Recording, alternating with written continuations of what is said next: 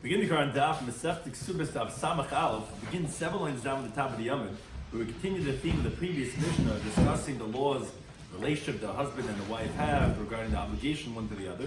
Specifically, we're talking about the fact of nursing, that the woman has an obligation to nurse her child, both when she's married and she's divorced. And the Gemara continues on the theme regarding that obligation of the woman to nurse her child. Today's Daf.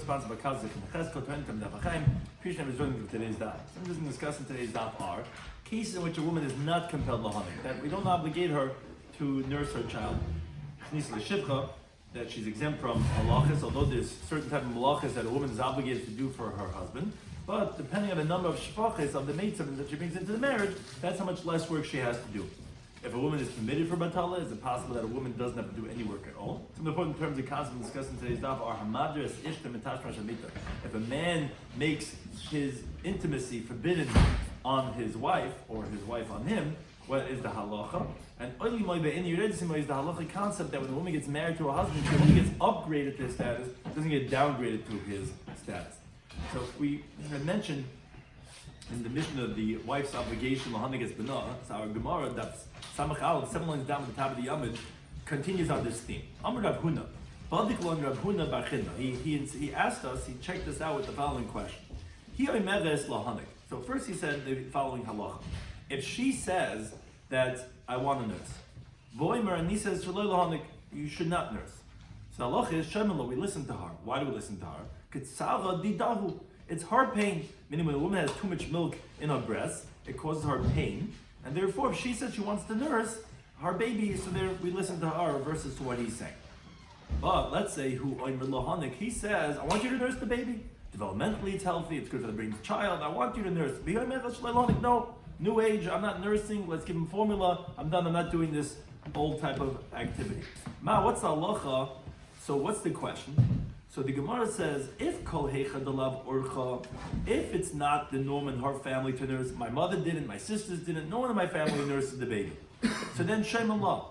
So we listen to her, because that's her custom. But let's say he orcha, let's say her family actually, everyone nurses the baby. V'hu lav orcha, his family, say your sisters don't nurse the babies. So what's the halacha? What is the question? So the Gemara explains. On the one hand, do we say that we go based on his family, and since his family, the women don't nurse, so I don't either have to nurse. Maybe we go based on her, and since in her family they nurse, so therefore she has an obligation to nurse her baby. We resolve the question from the following famous Talmudic dictum of oili yomai ve'en yuredsimo. When a woman gets married to a husband, she gets upgraded to his status and doesn't get downgraded. And therefore, since in his family they didn't nurse, so she can get away with not nursing because your family, I could get upgraded to that exemption of not needing to nurse, and we'll just give him formula, and therefore she doesn't have to nurse, and that's the situation. Now, I'm going to put this as micro. What's a pasuk that illustrates this halachic concept of oili moiv and yuredsimo? So it's a pasuk in Bereshis. Pasuk says that Hashem came to Abimelech in a dream in the middle of the night, and he said, you're going to die because you took the woman, referring to Sarah, that you took, and vehi bu'ulas ba'al. So the simple translation is that she's had cohabitation with a man. But the Gemara is darshaning the word bu'ula of ba'aliyaseh shel ba'al, with the upgrading of the husband. She's the wife of a great prophet, but v'loi b'iridaseh shel ba'al, not with the downgrading of the husband. You get married, you become bu'ula, you become aliyah, you get upgraded to the husband's status. If his family doesn't nurse, you don't have to nurse, and you don't get downgraded. A different source, Rabbi Lazar Mahachi brings a pasuk, also Bereshis, that it says that Adam called the name of his wife of Ishtoi Chava. Why? Because she was the mother of all living things. But what you see, it's regarding Ishtoi, that it's considered Im Kol Chai, which the wife was given for life, that she wasn't given for pain. And therefore, which means to say that when she gets married to the husband, it's for life and not for pain, meaning you're getting upgraded and not getting downgraded. Now, we said in the Mishnah, we said that there's certain types of malachas that a woman has to do for her husband. She has to grind, she has to bake, she has to do laundry, she has to cook, she has to nurse the child, she has to spread, make the bed, she has to make with the wool. But then the Mishnah said, if the Mishnah had a whole list of things, depends how many maidservants she brings in, how much cleaning help she has, that's how much less work she has to do. Which Tais actually asks a question, he says he doesn't understand. If the husband has to feed the maidservant, what is the husband gaining? Without the maidservant, she would have to do everything. and he would only have to feed her. Now he has to feed her and the maidservants. What is the husband gaining that now the woman has to do less? But Al Kapanim, that's the way Teresa asked the question. But he says, we said if she brings in one maidservant, so the Mishnah had said she doesn't have to grind, doesn't have to bake, doesn't have to do laundry. So the Gemara asks, it sounds like Hasha'ara, but all the other things you mentioned in the Mishnah, Abdush has to do. But why? Let the wife tell the husband like this. I brought you a wife a woman to take my place. And I don't have to, why would I have to do any work here at all that you tell me I only have to do a little bit less?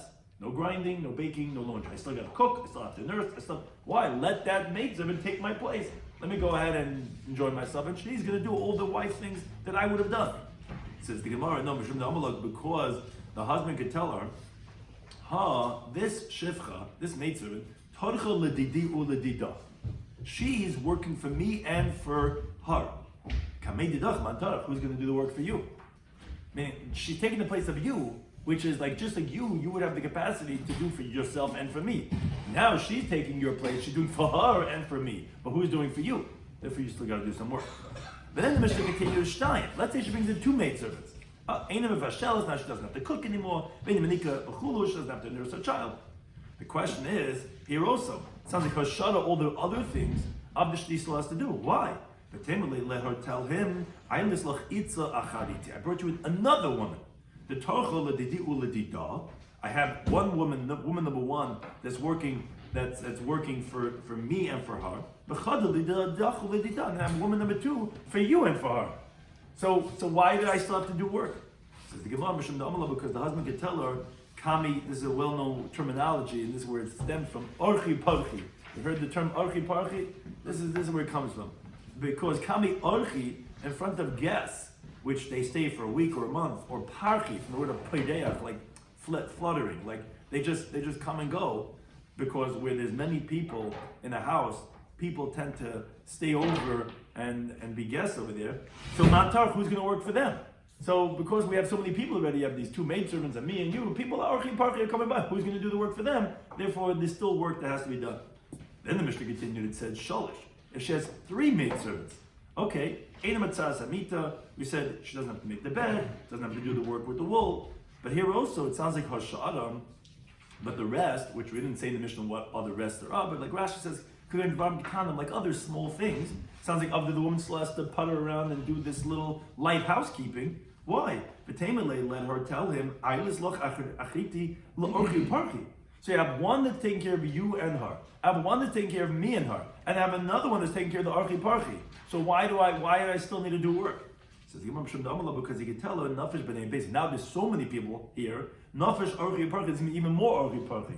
So you got to have another lady for that. So the Gemara says, that's the case of Arbenami. Then you may have four, there's going to be even more archi parchi. So there's going to be a zoo here. And we always she's going to have to do work. Why four did you tell me that she could be a Yeshivas B'Katadri, that she could sit there like a princess, just sitting there on her throne? So the Gemara knows, but once you have four, keeping in the fish, since there's so many of these maids, they're going to help each other.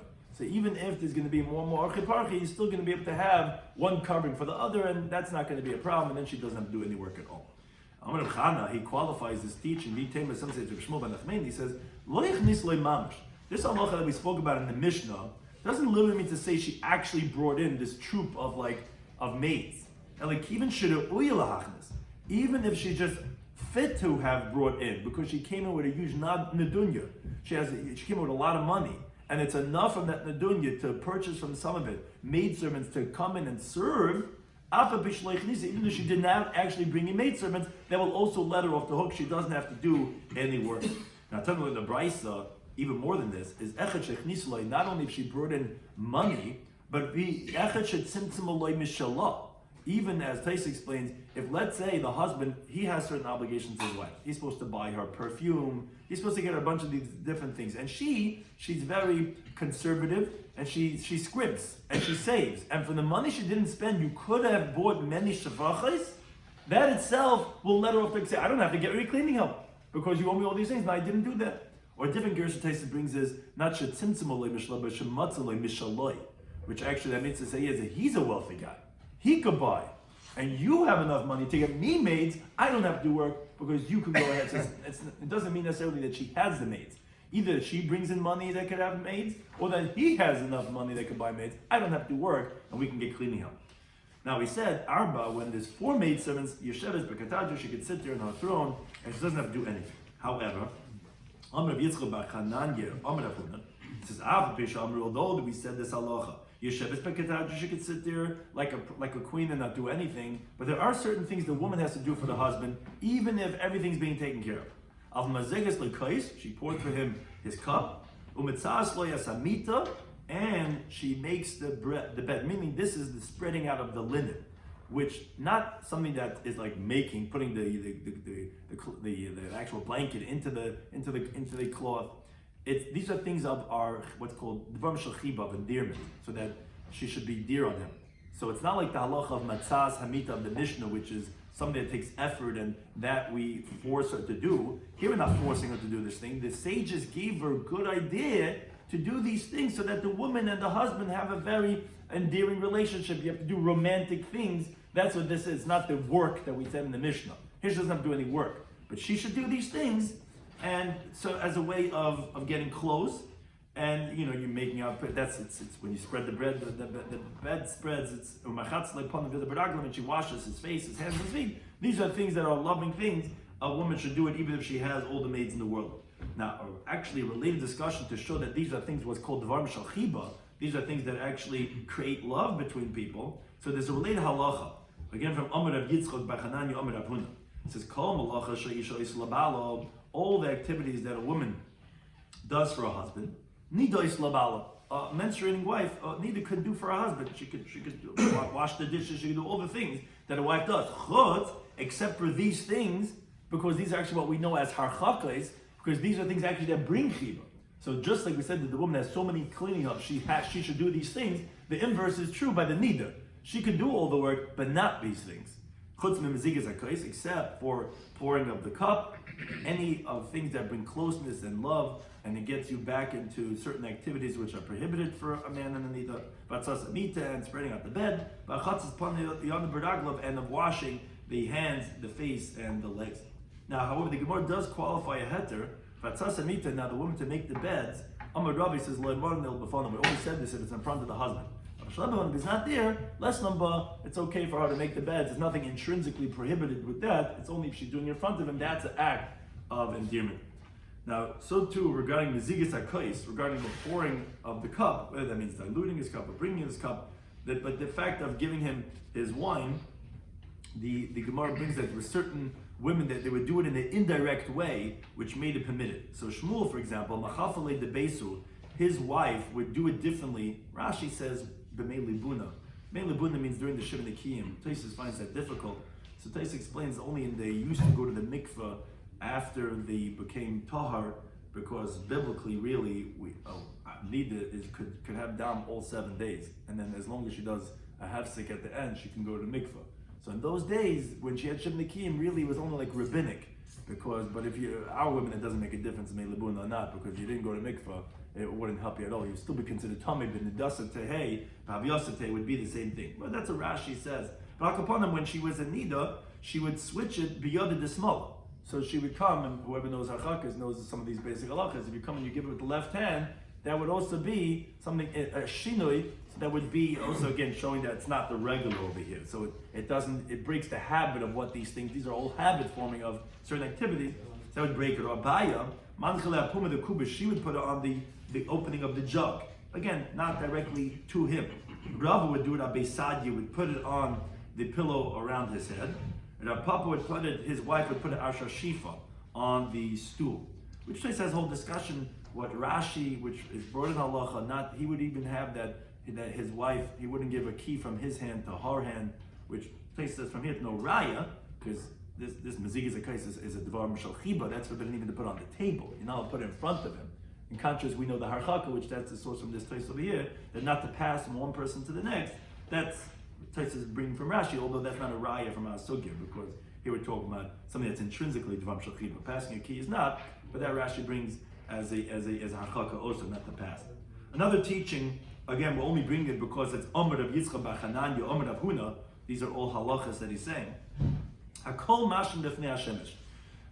The waiter that serves the meal, and people are eating in front of him, you could delay from giving him food until everyone that was invited gets up, chutz mi basa v'yayin, except for meat and wine, because that he really desires, and he's in a lot of pain. He sees people eating that meat and that wine. That you can't wait out till you finish giving everyone else.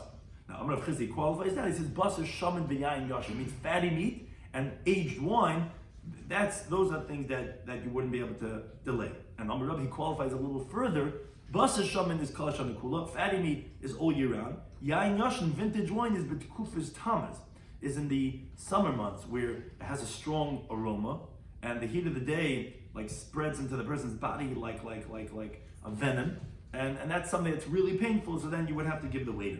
And the Gemara actually brings a story related to this. It says, he says, I was in front of the master Shmuel, and they brought him a dish which was some type of like mushrooms and truffles, and had they not given it to me, I would have been in danger that the disease called bulmus, which is that you get this ravenous appetite, and if you don't eat, it could be life-threatening. He says that they had to give it to me, this I don't know, maybe it was those mushrooms that are very expensive, whatever it is, but it was the delicious, tastes like meat, and again, the same idea.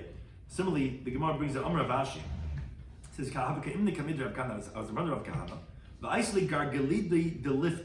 they brought him turnip heads, which Rashi says like thinly sliced and round pieces of turnip, with vinegar. If they didn't give me from it, I would have been in danger. So to Rav Papa Amar, he says, he says, even fatty dates. These are all things, as the Gemara says, so the rule of it is, what type of food do you have to give someone that you're eating in front of? It's called this reicha. If it has an aroma, visli kiyu, and it has a sharp taste, so that would harm someone that you eat in front of him and he doesn't eat, and therefore that would be an obligation, like we said, for a waiter too. So the Gemara brings now a little bit of a longer story, that Avu Ba'ihi, first the Gemara brings something else. These two brothers, Chad Safi, one would feed the waiter, we call mina mina. Every single type of food that was coming out, the waiter would be served that piece. But Chad Safi mechad mina. The other brother, in the beginning of the meal, just to satisfy the waiter, he gave him from one of the types of foods that were being served. But from the other types of foods, he would delay until they finished the meal.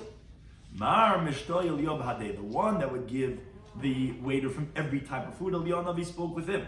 Umar mishtoy Eliyav hadeh, but the one that only gave him one type, Eliyav Navi did not speak with him. Again, we see that the sensitivity that you have to have for the waiter who's serving the food, that he's in pain, he's not getting from that hors d'oeuvres or whatever it is. So again, the Eliyav Navi only spoke with that one. Additionally, Hanu Tartin Chasidi or Trei Chasidi, whether it be 2 or 20 pious ones, some say Rav Mori, Rav Pinchas, B'nai Rav Chizda, Mar Kadam Safi, one of them would go ahead and give to the waiter before he would put in front of the guest. Umar Ma'achi Safi, the other one, would delay giving him from every single type until after he served it to the person and to his guest. The Kadam Safi, the one that gave it to the waiter first, Eliyav Mishtabadeh.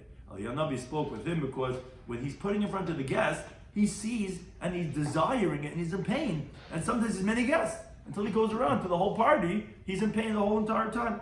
The Ma'achas, the one that delayed giving it to the waiter, Eliyav Navi did not speak with that person.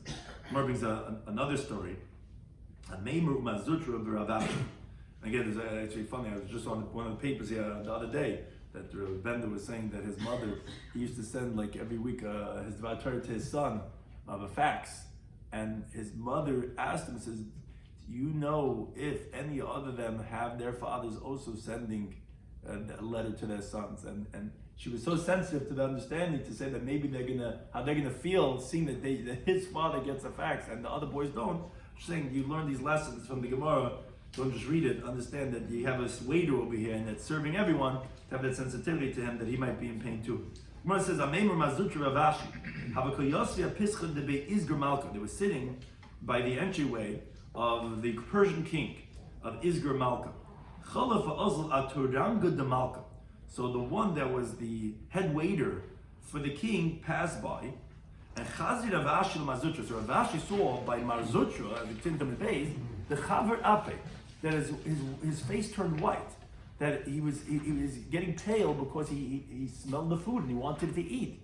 So Shakal Be'etzba say he took his finger and Anach Lebapum, he stuck his finger into that pie, whatever it was, and he put it into the mouth of him. So Amalei, so the head waiter said to Rav Ashi, Afsadasa Lusadusa the Malka. You just ruined the whole meal of the king. The king not ate from this. Now you stuck your finger in.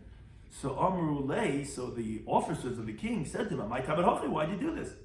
So Amalahu, Rav Ashi said to them, "Manda abed hachi. Whoever made such a food like this, pasal l'malcha the malka. It's not fit to be eaten by the king from such a person." So Amalei, they said to him, "Why?" Amalahu, he said to them, "Davar acher." He says the meat of swine that has leprosy, chazoibe, I saw in this food. So but they check it out and they didn't find what he was saying. So Shakal Rav Ashi took etzba'aseh, the finger of the cook, and anach alei, and he put it on one of the pieces.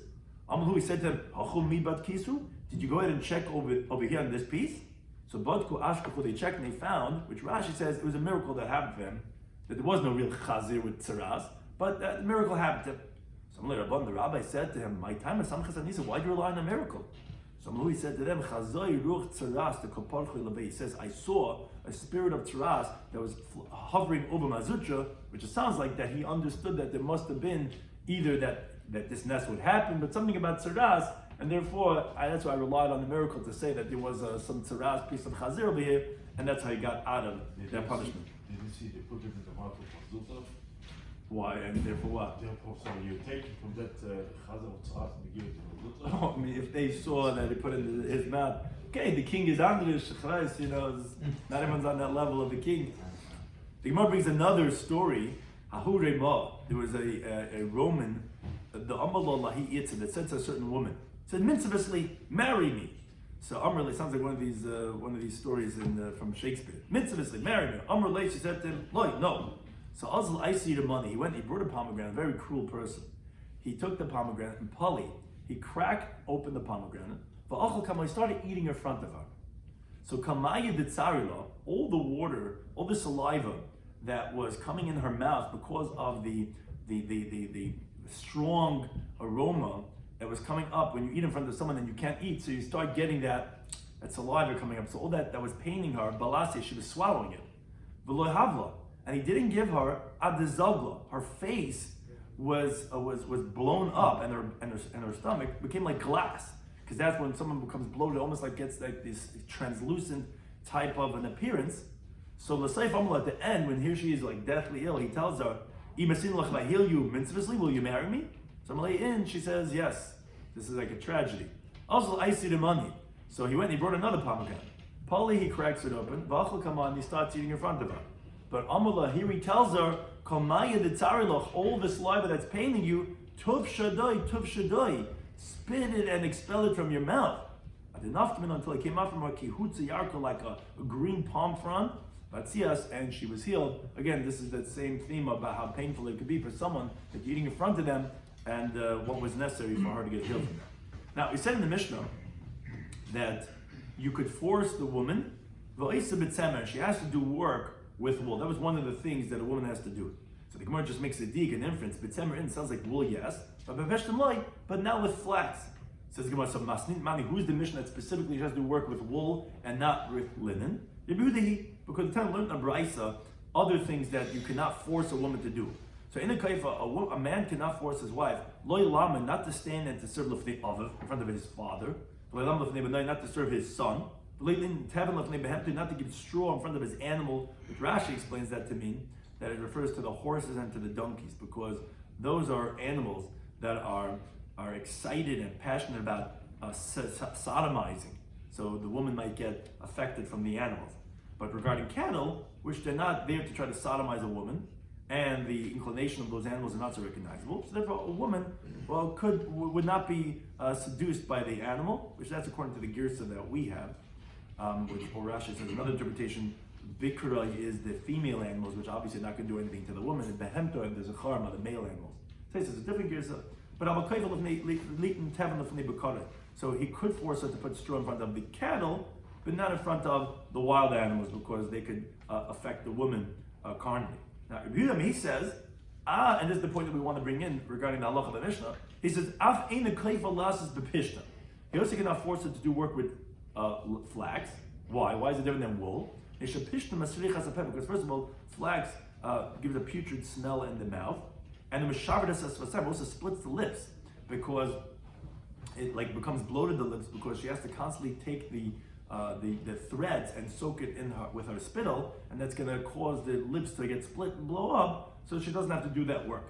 Now, when we say it's bekisner, that's regarding the Roman linen, which that's something, the process that would require it, and that's what we're saying. She doesn't have to do work with flax. She only has to do the work, like we said, with wool. And the Mishnah said, Rabbi Eliezer, he says, he says, even if she brings in 100 maidservants, she still has to do work. Because, like we said, the Batala is going to bring to Zima, it's going to bring to immorality. Now, I'm going to Malkiyai, I'm going to Vadbarhava. Halacha Rabbi Eliezer that no matter how many maidservants she brings in, she still has to do some work. And there's a machlekes, however, if it's really Rav Malkiyai, like we just quoted. Amr Reb Chanina Bereder Rika, and this is brought a few times in Shas, says Shafud, the case of the spit, which these are mnemonics for halachas. The case of the spit is brought in Masechtas Beya. Shvach is halacha the maidservants, which is what we're talking about over here, how many maidservants she brings in. Beguma is the halacha of pores, which is brought in Masechtas Nida, are all Rav Malkiyai. Whereas Beloiris, which are the hairlocks, which is brought in Masechtas Avodah Zarah, Efer Mikla regarding the ashes, brought in Masechtas Makis, Vigvina and cheese regarding which are brought in Masechtas Avodah Zarah, are all Rav Malkiyah with an aleph. Now that's one version. Rav Papa Amar, he says he disagrees with this simon of Rav Malkiyah. You said that the case of shvachas of our Mishnah of the maidservants of Rabbi Eliezer is Rav Malkiyah, who he says Allah like Rabbi Eliezer. That's not true, because every masnitin or masnita, any Mishnah or Brisa was that said the halacha is Rav Malkiyah. He explained it. But Shmaitzev was not Merog teaching, was Rav Malkiyah. And the Simonich and your mnemonic, not to mix up who said what, is Masnita is Malkasa, is that the Tanoic text is the queen in regards to an Amarog text. Now, Masnita, which is included in the Mishnahs and the Brises, is the Malkasa because you could refute an Amarog teaching from a Brisa, from a Mishnah. And the mnemonic of Malkiya is the female terminology, like the word Masnita, but Malkiyai is the male masculine terminology that wouldn't mean a Brisa or Mishnah at all. And therefore that's how you can remember that who said what. What's the difference between these two different interpretations?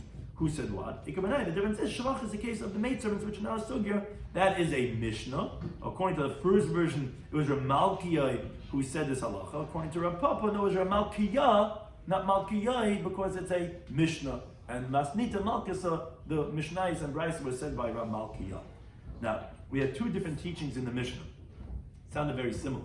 Eliezer said that even she brings in 100 maidservants, he could force her to do some work, let's say with the wool. Because the woman's not doing anything, she's going to come to immorality, she's going to be on social media, she's going to get involved with other men, it's going to be problematic.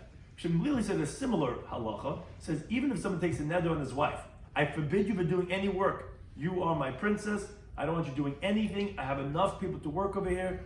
And then the halacha is, he has to he has to divorce her and give her ksuba because Shabbatel Mavil de Shimon. That brings to insanity. So the question says, it seems to be they're both saying the same thing. What's the difference between insanity or a zima? So the difference is between them is the metalala beguyasa kitinyasa. If she plays around with small puppies, and the darsher, and if she plays chess, meaning to say she's not going to come to immorality, because she'll still come to immorality, but she won't come to insanity, because insanity is only if you're literally sitting all day and you're doing nothing, and then you could go mad. But if you're doing something, even silly things, let's say playing with little puppies all day and playing games, so Candy Crush maybe would be the current, version of this, but you're not going to come to insanity, but you might come to zima because you're doing nothing all day and you have all that time on your hand to get involved with other people. So that would be the difference between these two interpretations.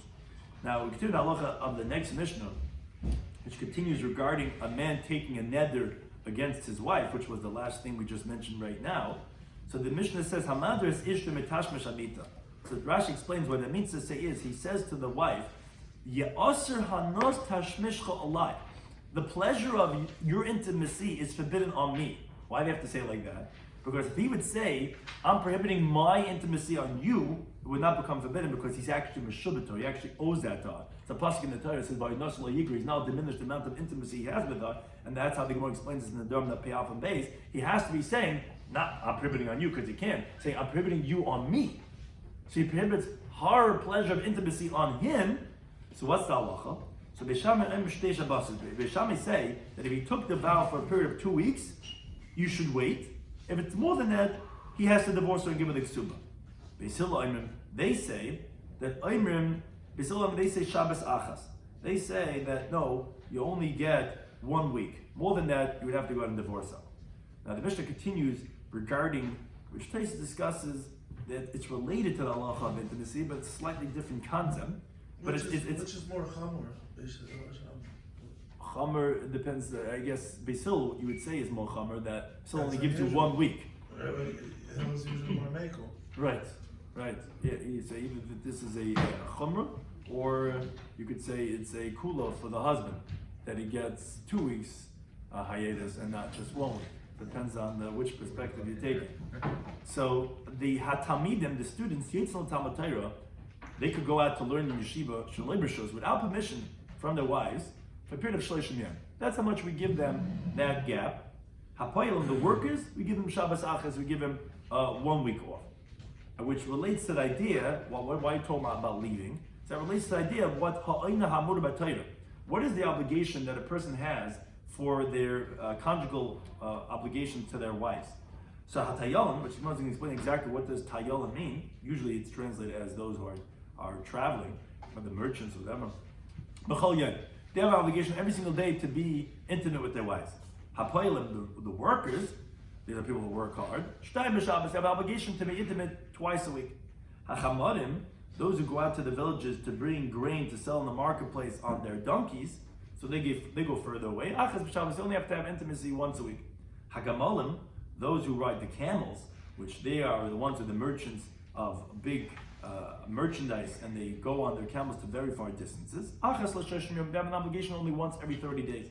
Hasaponim, the sailors who go to the great seas, to the ends of the world, achas l'shish chadashim, they only have an obligation once every 6 months. That's Dibri, Rebbe Eliezer.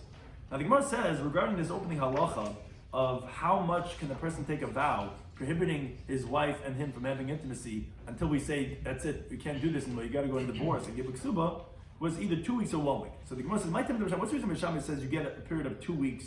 So he says, because Gamim Yeledis Nekiva, we learn that from a woman that gives birth to a girl. The halacha is when a woman gives birth to a boy, the tumah is for 7 days. She gives birth to a girl, the tumah is for 14 days.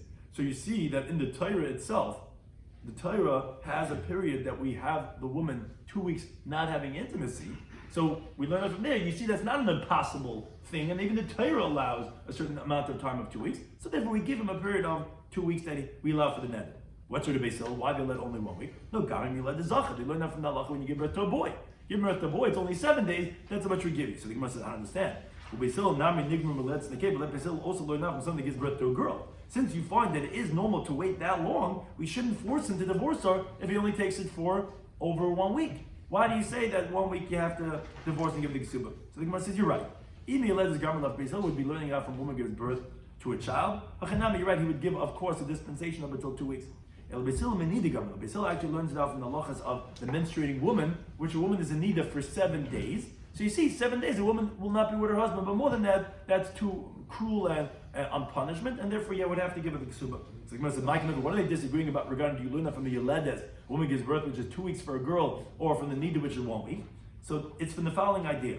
Marasor Basil held midi de shriach, something that's common, which Rashi says interestingly, I tell this to people all the time, that the anger that a man has on his wife and taking a vow on her is something that's midi de shriach. It happens. So something that is frequent, you learn that the midi de shriach, something that also is frequent, which is a woman becoming a nida, which happens every month.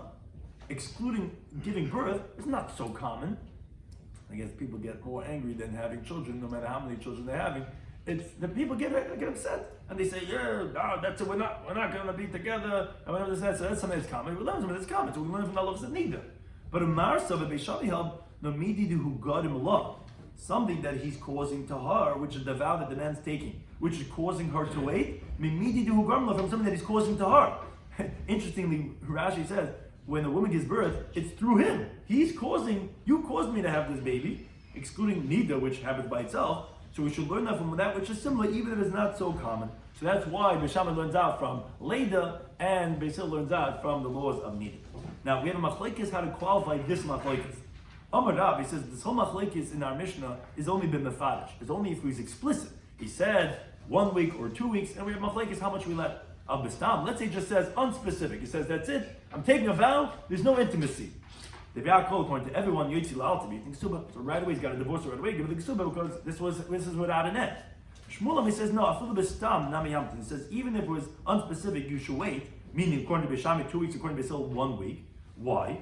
Because Shema, maybe during that amount of time, Yimatze, he's going to find meaning to learn a Pesach, an opening of regret, Lenidroi for his vow, to say, oh, with that intention, I never would have taken the neder, and the Chacham's going to Yimate his neder. So therefore, the 1 or 2 weeks will still be within that framework, so therefore you don't go ahead and divorce right away. So the Gemara says, why do you have to say the machlekes over here? We already had this machlekes once before between Rav and Shmuel in another similar context. Did not. There's actually Mishnah later on that Einam and Aleph. Mishnah says, if someone takes a vow, prohibiting his wife from having any benefit to him up until a period of 30 days, which as Rashi says, the words are I take a vow that you are not having pleasure to me for 30 days. Now, Rashi points out the vow was not from a prohibition of tashmish, because like we said, it doesn't take effect because he's meshubata. And regarding mezainis, the Gemara explains also later on of Ayin Abayz, it says that where he tells her, I want you to take your earnings and use it for your food because he has an obligation to feed her. But he's telling her that, yeah, you go ahead and take your earnings and feed yourself. But he still has to make a parnas, someone to provide for, because it's not enough. She's not covering her bills. So although she's working, she still needs more. So on that said, the Mishnah, Yamid Parnas, he should appoint a caretaker that should feed her, which the mother asked the question, what do you mean? Isn't the Parnas doing his shlichus? Isn't that violating the vow? So we'll see that over there. But upon them, he should make a Parnas. Yoisimikan, more than that, more than 30 days, Yitzibit in Ksuba. So he has to go out and give her the Ksuba. Now on that Mishnah of Amar Rav said, only if he was explicit. And he said that amount of time, so then we wait that amount of time. Abistam, but if it was not specific, and Yitzil out to be a vow prohibiting his wife from having pleasure from him for unlimited amount of time, you got to divorce her right away.